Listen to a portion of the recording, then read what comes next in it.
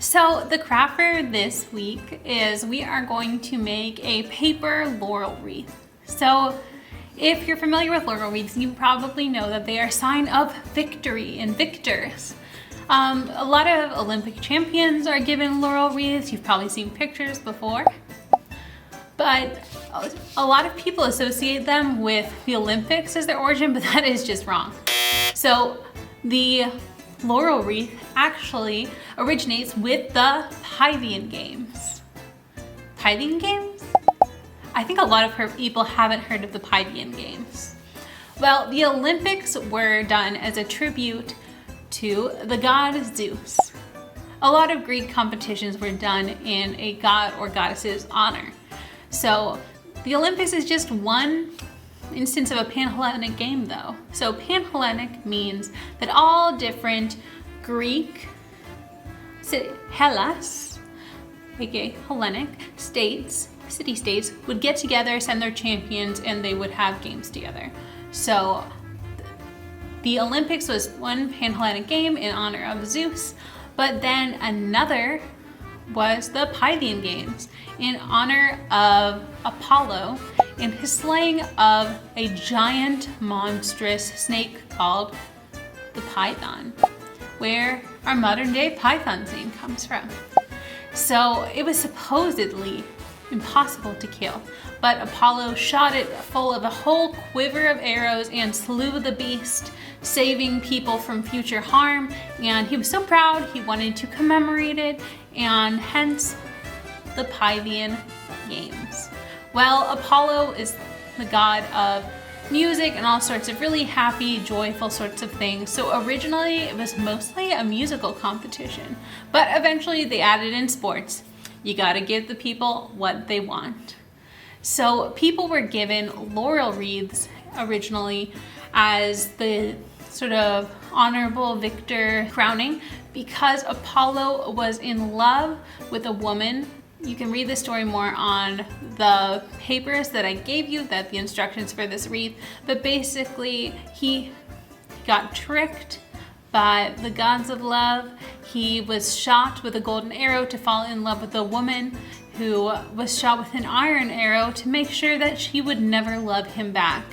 After going back and forth with him basically begging to be with her, she was like, please, somebody make it stop. So they turned her into a laurel tree. And in honor of his love that he continuously pines over for the rest of his days, victors are crowned with his beloved laurel leaves.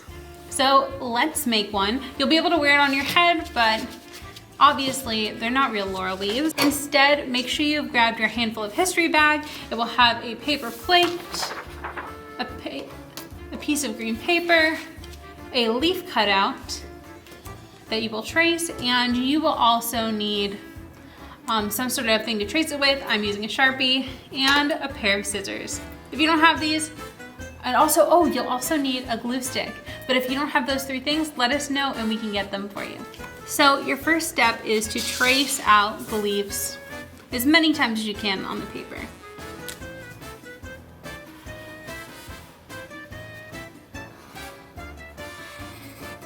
And after you trace them, you can cut them all out. So I'm going to fast forward ahead and join me when you're done. All right, so now I have my leaves. So I'm going to go to the next step and we are going to cut out the center of this plate. So just make a cut. And then you see that circle around there? We're gonna cut that out.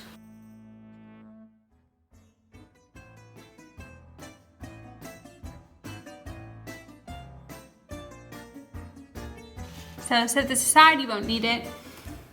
And now I've got that slit, but I'm gonna cut about like 2 inches more, like this.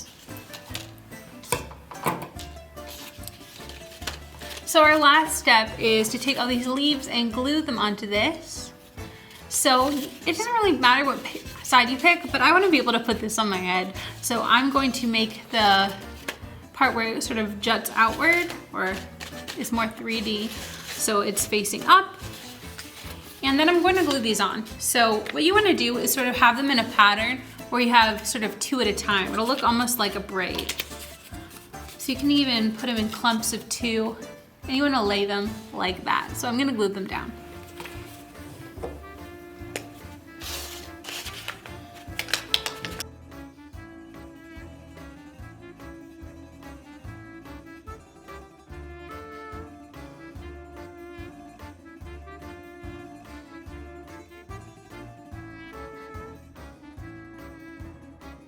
All right, friends, and with that, our crown, our wreath of laurels is complete.